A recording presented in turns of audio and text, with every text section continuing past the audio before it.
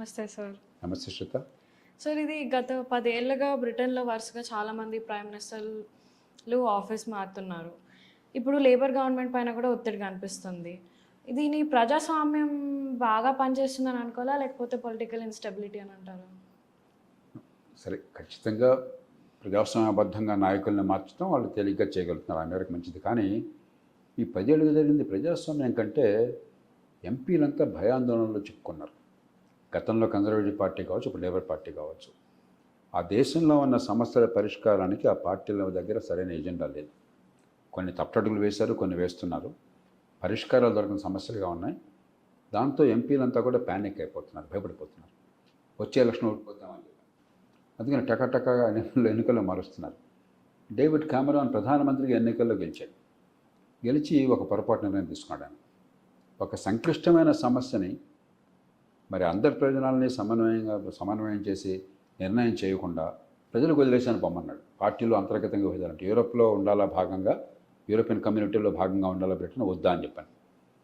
ఎప్పుడూ కూడా పూరితమైన సమస్యలు ఎస్ ఆర్ నోగా మనం మార్చేసి ప్రజలకు ఇవ్వటం సరైనది కాదు. ఎందుకంటే సంక్లిష్టమైన సమస్యల వెనకాల కొన్ని పూర్వపరాలు చూసుకోవాలి, లాభ నష్టాలు బేరీజ్ వేసుకోవాలి, స్వల్పకాలం దీర్ఘకాలం ఎవరి ప్రయోజనాలు అట్టా ఉంటాయని చెప్పాలి. నాయకత్వం నిర్ణయం తీసుకుని ప్రజలకు నచ్చ చెప్పాలి. అంతేగాని ఆ బాధ్యతను జనం మీద వదిలేస్తే గందరగోళం అవుతుంది. ఆ రకంగా కన్జర్వేటివ్ పార్టీలో అంతర్గతంగా ఉన్న విభేదాల కోసం పరిష్కరించలేక జనం మీద వదిలేయగానే జనం ఆవేశంతో యూరప్కు వ్యతిరేకంగా ఓటేశారు. ఇవాళ తీరిగ్గా విచారిస్తున్నారు. ఇవాళ అత్యధిక మెజారిటీ యూరోప్లో మళ్ళీ తిరిగి ఉండాలని కోరుకుంటున్నారు. అసలు అక్కడి నుంచి ముసలం ప్రారంభమైంది. దాంతో ఏమైంది, కామెరాన్ పోయినాడు, ఆయన రాజీనామా చేశాడు. బ్రెగ్జిట్ రిఫరెండంలో బ్రెగ్జిట్ కోసం ఓటు పడగానే ఆయన తర్వాత తెరెసా మే వచ్చింది. ఆవిడ పాపం విశ్వ ప్రయత్నం చేసింది, కానీ కొనసాగలేకపోయింది. మళ్ళీ ఎన్నికలు ప్రకటించింది, అక్కడ మళ్ళీ ఓడిపోయింది. ఆవిడ గతంలో ఉన్న మెజారిటీ పోయింది. ఆ తర్వాత బోరిస్ జాన్సన్ వచ్చాడు. ఆయన మళ్ళీ ఎన్నికలకు పోయి ఆయన మెజారిటీ సాధించాడు సొంతంగా. కానీ ఏమైంది, ఆయన తాత్కాలికంగా ప్రజల ఆకర్షణ ఉన్నా కూడా వివిధ కారణాల వల్ల ప్రజల్లో విశ్వాసాన్ని కోల్పోయాడు. కోవిడ్ టైంలో కొంత గందరగోళం చోటు చేసుకుని చిన్న చిన్న పొరపాట్ల వల్ల. ఆ తర్వాత లిస్ట్రస్ వచ్చింది, 6 వారాలు కూడా మనలేకపోయింది. ఆ తర్వాత ఋషి సోనక్ భారతీయ సంస్థ ఆయన వచ్చినాడు. ఆయన పాపం చిత్తశుద్ధ ప్రయత్నం చేశాడు, కానీ ఎన్నికల్లో ఓడిపోయినారు. ఆ తర్వాత ప్రస్తుతం ప్రధానమంత్రి నాయకత్వంలో లేబర్ పార్టీ వచ్చింది, కేర్ స్టామర్. బ్రహ్మాండ మెజారిటీతో వచ్చారు, కానీ సమస్యల పరిష్కారానికి మార్గం గోచరించలేదు. దాంతో మళ్ళీ ఆయన కూడా దింపేసి ఇప్పుడు ఈయన తీసుకొస్తున్నారు. బహుశా యాండీ బర్న్హామ్ అని చెప్పని, ఆయన మాంచెస్టర్ మేయర్గా ఉన్నాడు మొన్నటి దాకా, అప్పుడే ఎంపీగా ఎన్నికైనాడు. ఆయన కావచ్చు ప్రధానమంత్రి. అంటే బ్రిటన్లో మనం చాలా నష్టపోతున్నాము, సమస్యలు జటిలం అవుతున్నాయి, పరిష్కారం లేదన్న భావం ప్రజల్లో వ్యాపించడం పక్కన, అధికార పార్టీలో వచ్చే ఎలక్షన్లో గెలిచి ఓడిపోయే పరిస్థితి ఉంది. ఎట్లా కొట్లా గెలవాలంటే ఏదో కొత్త నాయకుడు కావాలి, ఏదో చేయాలి అన్న ఆతృత కనిపిస్తుంది. అంతేగాని ప్రజాస్వామ్యం కంటే ముందు వ్యవస్థ చాలా గందరగోళంలో పడింది. సార్ ఇప్పుడు మీరు నాయకులు మారుతున్నారు, కానీ ఇప్పుడు economy, cost of living, public services లాంటి సమస్యలు మాత్రం అట్లనే ఉంటున్నాయి. అసలు సమస్య ఇప్పుడు నాయకుల్లో ఉందా లేకపోతే సిస్టంలో? సిస్టమ్ సమస్య ఏంటంటే, రెండో ప్రపంచ యుద్ధం తర్వాత యూరోప్ అంతా కూడా బ్రిటన్తో సహా గొప్ప ఆర్థిక ప్రగతిని సాధించింది. గొప్ప టెక్నాలజీ, ఆర్థిక ప్రగతి, మరి ఒక సంక్షేమ రాజ్యం, బలమైన సంక్షేమ రాజ్యం, ఇవన్నీ ఏర్పాటు చేశారు. నడిచేంతకాలం బ్రహ్మాండంగా నడిచింది. కాలక్రమేణా సంక్షేమం అవధులు తప్పింది, గీత దాటింది.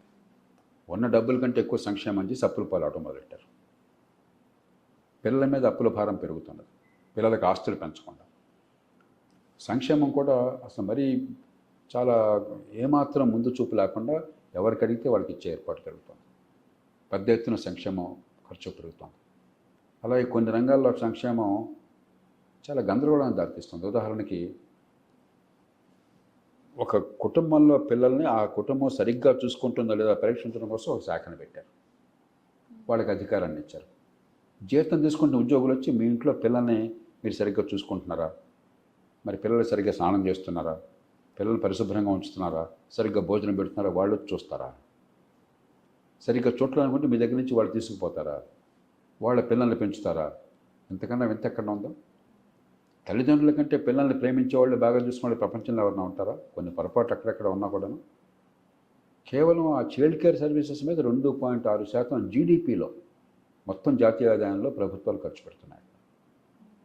మనకు మొత్తం మన దేశంలో ఆరోగ్య వ్యవస్థ మీద అన్ని ప్రభుత్వాలు కలిపి పెట్టి 1.3% మొత్తం ఆరోగ్యానికి. దీనికి రెట్టింపు కేవలం చైల్డ్ కేర్ సర్వీసెస్ ఖర్చు పెడుతున్నారు. అట్లాగే డిజబిలిటీ ఏ రకంగా ఇది వచ్చినా కూడా వాళ్ళని పోషించే బాధ్యత సమాజందే. దానిలో కూడా ఫంక్షనల్ డిజబిలిటీ అన్నారు. అంటే శరీరం అంతా బాగున్నా కూడా మనసు బాగోకపోయినట్టయితే, యాంగ్జైటీకి గురైతే సరిగ్గా పనిచేసుకోలేము కాబట్టి నాకు ప్రజలు పోషిస్తారు. వారానికి 750,000 పౌండ్లు ఇస్తారు. అంటే తలసరి ఆదాయం ఎంత ఉందో అంత డబ్బు వీళ్ళకి ఏ పని చేయకుండా వచ్చేస్తుంది. లక్షలాది మంది దాన్ని దుర్వినియోగం చేయడం. అట్లా రకరకాలుగా విన్యాసాలు చోటు చేసుకున్నాయి. దానివల్ల ఏమైంది? ఖర్చు పెరిగిపోయింది. తాత్కాలికంగా ప్రజలను సంతృప్తిపరచడం కోసం ఇవన్నీ ఇంకా ఇస్తా అంటాం తేలికైంది. వృద్ధాప్యం అన్నది మన దేశంలో వృద్ధాప్యం వస్తే ఏంటి? మన కుటుంబాలు మనం చూసుకుంటాం, తల్లిదండ్రులని, తాతల్ని, ఇంకొకరిని. అలాగే వృద్ధాప్యం వచ్చే ముందే ఎంత చేస్తాం, కొంచెం పొదుపరితనం చేసుకుని వృద్ధాప్యంలో సంపాదన ఉన్నది కాబట్టి ఖర్చు ఉంటుంది కాబట్టి దానికోసం ఇప్పుడే పిల్లల మీద భారం లేకుండా కొంత ఏర్పాటు చేసుకుంటాం. అలా కాకుండా సమాజం మీద పడతాము, మీ పని డబ్బుల నుంచి మమ్మల్ని పోషించిన అందరూ పడిపోతే మరి పిల్లలు ఏమవుతారు? పనులు కట్టేవాళ్ళు ఏమవుతారు? ఇట్లా అవతలు తప్పినటువంటి ఒక చాలా ఏ రకమైనటువంటి లాజిక్ లేనటువంటి సంక్షేమ రాజ్యం పెరిగిపోయింది. మరి పన్నులు కట్టేవాళ్ళ సంఖ్య తగ్గుతుంది, పనిచేసే వాళ్ళ సంఖ్య తగ్గుతుంది, సంక్షేమం అనుభవించే వాళ్ళ సంఖ్య పెరుగుతుంది, వృద్ధాప్యంలో ఉన్న వాళ్ళ సంఖ్య పెరుగుతుంది. వివిధ కారణాల వల్ల లోతైన సంక్షోభం ఉన్నది. కేవలం ఒకరోజు రాజకీయ పార్టీ ఎలక్షన్లో గెలిపిస్తే ఓడిస్తేనో ప్రధానమంత్రి మారిస్తే వచ్చేది కాదు. మౌలికమైన మార్పు కోసం సమాజం సిద్ధం కావాలి. అందుకు సరైన నాయకత్వం రావాలి. ఒక మౌలికమైన మార్పు తెచ్చి ప్రజలు నడిపించి ప్రజలకు విశ్వాసాన్ని కలిగించి కొత్త పంతులకి నాయకత్వం కావాలి. ఈలోగా తంటాలు పడుతున్నారు ఎంపీలంతా కూడా. ఎన్నికలు ఓడిపోతామని జనము, మరి ఆర్థిక వ్యవస్థ బాగోలేదని చెప్పని ఎన్నికల్లో ఓడిపోతామేమో ఎంపీలు, ఆర్థిక వ్యవస్థ బాగోలేదు మా జీవితాలు భవిష్యత్తు అవుతున్న గందరగోళమేమో ప్రజలు. అస్తవ్యస్తంగా ఉన్నారన్నమాట. సార్, ఇప్పుడు బ్రిటన్లో ప్రైమ్ మినిస్టర్ పనితీరు బాగాలేదంటే పార్టీనే వాళ్ళని మార్చేస్తుంది. కానీ మన దేశంలో మాత్రం లీడర్షిప్ స్టెబిలిటీ ఎక్కువగా ఉంటుందని ఆలోచిస్తున్నాం. డెమోక్రసీకి ఏది ముఖ్యమని మీరు భావిస్తున్నారు సార్? స్టెబిలిటీయా లేకపోతే అకౌంటబిలిటీయా? రెండు కావాలి. ఒకటి ఇంకోదైనా దూరం కాదు. మనకి అకౌంటబిలిటీ అనుకుంటే చాలా పొరపాటు. ఇప్పుడు 5 ఏళ్ళకోసారి ఎన్నికలు జరుగుతున్నాయి కదా. రాజీవ్ గాంధీది చాలా బలమైన ప్రభుత్వం. దాదాపు 50% ఓట్లు దేశంలో మొట్టమొదటిసారిగా వచ్చిన ఏకైక ప్రభుత్వం అది. 415 సీట్లు ఉన్నాయి. కానీ చివరికి ఏమైంది? మళ్ళీ ఎన్నికల్లో అదే ప్రజలు 140 సీట్లతో ఆపేశారు, ఆయన దింపేశారు. కాబట్టి అకౌంటబిలిటీ మన దేశంలో ఎదుర్కోబోకండి. కాకపోతే రోజు ప్రభుత్వాలను ముఖ్యంగా జాతీయ స్థాయిలో రోజు మార్చడం ఉండదు మనకి. అయినా కొన్ని సందర్భాల్లో మార్చాం. పెద్ద పార్టీల నాయకత్వం లేకుండా ఉన్న ప్రతి సందర్భంలోనూ కూడా ప్రభుత్వాలు చాలా వేగంగా కూలిపోయినాయి. 1977 నుంచి 80 లోపల మరి మొరార్జీ దేశాయ్ ప్రభుత్వం, తర్వాత చరణ్ సింగ్ ప్రభుత్వం, అలాగే 89-91 మధ్య విపి సింగ్ ప్రభుత్వం, చంద్రశేఖర్ ప్రభుత్వం, 96 నుంచి 99 లోపల మరి దేవగౌడ ప్రభుత్వం, ఐక్య గుజరాత్ ప్రభుత్వం, ఇట్లాగా తరచూ ప్రభుత్వాలు మారినాయి. దానివల్ల ఏం పెద్ద అకౌంటబిలిటీ పెరగల, కొంచెం గందరగోళం పెరిగింది. అంచేత రెండు కావాలి, జవాబుదారితనం కావాలి, సుస్థిరత్వం కూడా కావాలి. కానీ సుస్థిరత్వం బలవంతంగా వచ్చేది కాకూడదు. బలమైన నాయకత్వం మీద పార్లమెంటుకి విశ్వాసం, ప్రజలకు విశ్వాసం. ప్రస్తుతం ఉన్న ప్రభుత్వాన్ని చూడండి, ఇప్పుడు రాజీవ్ గాంధీ ప్రభుత్వం చూడండి, ఇందిరాగాంధీ ప్రభుత్వం చూడండి, దీర్ఘకాలం వాళ్ళు ఉన్నారని చెప్పంటే ప్రజల్లో కూడా వాళ్ళకి బలం ఉంది కాబట్టి. నరేంద్ర మోదీ గారు ఉన్నారు ఇవాళ, పార్లమెంట్లో ఆయన్ని సమర్థిస్తున్నారు. దేశంలో ఖచ్చితంగా అత్యంత జనాకర్షణ ఉన్న మనిషి, ప్రజలు నొప్పించగలుగుతున్నారు, ప్రజలు నమ్ముతున్నారు కాబట్టి ఉన్నారు తప్ప బలవంతంగా ఎవరు కూర్చోబెట్టాల. అంచేత మనదేదో లేదు కాదు. మనకు సమస్య ఏంటంటే అంతర్గత ప్రజాస్వామ్యం మనకంత సరిగ్గా లేదు పార్టీల లోపల. ఆ దేశాల్లో ఏమిటంటే ప్రధానమంత్రిని కూడా పార్టీ సభ్యులు కావాలంటే ఎదిరించి వాళ్ళకేం ఇబ్బంది ఉండదు. మన దేశంలో బలమైన ప్రధానమంత్రి, ముఖ్యంగా పార్టీ నాయకుడు కూడా అయితే, అందున కొన్ని ప్రధానమైన పార్టీల్లో అసలు ఏది వంశపారంపర నేతృత్వం కొనసాగుతున్న పార్టీల్లో ఆ పార్టీ నాయకత్వాన్ని వ్యతిరేకిస్తే వాళ్ళకి రాజకీయంగా పుట్టగతులు లేకుండా చేస్తున్నారు. అది మార్చాలి. ఉదాహరణకి సోనియా గాంధీ గారు ప్రధానమంత్రి పదవికి బహుశా అర్హులు కారేమో, ఈ దేశంలో పుట్టలేదు ఎవడు, ఇక్కడ పెరగలేదు అని చెప్పని అన్న పాపానికి శరద్ పవార్ని, సంగ్మాని, ఇతరుల్ని పార్టీ నుంచి బయటికి నెట్టేశారు. వాళ్ళు వేరే ఎన్సీపీని ఏర్పాటు చేసుకోవాల్సి వచ్చింది. అది ఏ రకంగానూ కూడా ప్రజాస్వామ్యంలో సరైన పద్ధతి కాదు. అంతర్గత ప్రజాస్వామ్యం ఉండాలి. కానీ అంత మాత్రం చేత మన పార్లమెంట్లో జవాబుదారితనం లేదనుకోవటం పొరపాటు అవుతుంది. సో బ్రిటన్లో జరిగిన ఈ పరిణామాలు చూసుకుంటే భారత్ మనం ఏం పాఠాలు నేర్చుకోవాలి సార్? ఇప్పుడు ముఖ్యంగా jobs, economic growth, public services విషయాల్లో మనం ఎలాంటి తప్పులు చేయకుండా ఉంటే బాగుపడుతుంది? కొన్ని వాళ్ళ తప్పుల నుంచి నేర్చుకోవాలి, కొన్ని వాళ్ళు చేసే మంచి పద్ధతులు నేర్చుకోవాలి. తప్పుల నుంచి ఉదాహరణ ఇందాక చెప్పాను, వృద్ధాప్యంలో వీలున్నంత మేరకు కుటుంబాలు పట్టించుకోవాలి కానీ ప్రభుత్వం కాదు. అది కూడా అలవమైనటువంటి సాయం చేసి మరి పన్ను కట్టే వాళ్ళందరినీ కూడా అన్యాయం చేస్తే భవిష్యత్తు ఏమవుతుంది? అట్లాగే సంక్షేమం ఉండాలి కానీ సంక్షేమం అప్పులు చేసి సంక్షేమం చేసి పిల్లల మీద అప్పుల భారం పెట్టే అధికారం ఎవరో ఉన్నారు. అలాగే పిల్లల్ని పెంచడం ఇలాంటి విషయాల్లో ఆ దేశాలను అనుకరించి మనం పుల్లని చూసి నక్కవాతలు పెట్టుకున్నట్టుగా మనం కూడా అలాంటి పనులు చేద్దామని పిచ్చి ఆలోచన ఉండకూడదు. కుటుంబాలని మించి కుటుంబాన్ని ప్రేమించే వాళ్ళు ఎవరు ఉండరు, పిల్లల్ని ప్రేమించే వాళ్ళు ఉండరు.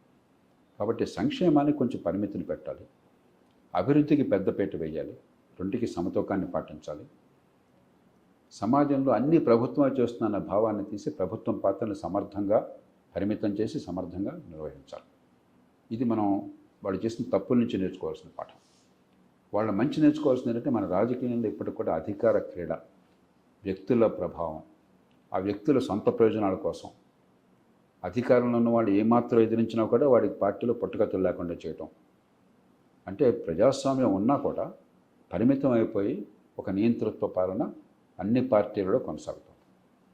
దాని స్థానంలో నిజమైన ప్రజాస్వామ్యం వచ్చి సభ్యులే పార్టీని నియంత్రించి, ఎన్నికైనటువంటి సభ్యులు చట్టసభల్లో, మరి పార్టీ సభ్యులు మొత్తం పార్టీలో వాళ్ళే నిర్వహించుకుని ప్రజాస్వామ్యబద్ధంగా అభ్యర్థి ఎవరు, నాయకులు ఎవరు, ఈ మొత్తం కూడా వారి చేతిలో ఉండే ఏర్పాటు చేయాలి. మన దేశంలో చాలా పార్టీల్లో ఒక పార్టీ కుటుంబం చేతుల్లో, ఒక వ్యక్తి చేతుల్లో సొంత ఆస్తులుగా చలామణి అవుతాం. దాని నుంచి బయటపడాలి. కాబట్టి కొంత వాళ్ళు చేస్తున్న చెడు నుంచి పాఠాలు నేర్చుకుని ఆ చెడు అనుకరించకూడదు, కొంత మంచి నుంచి పాఠాలు నేర్చుకుని మన ప్రజాస్వామ్యాన్ని, పార్టీని సరిదిద్దాలి.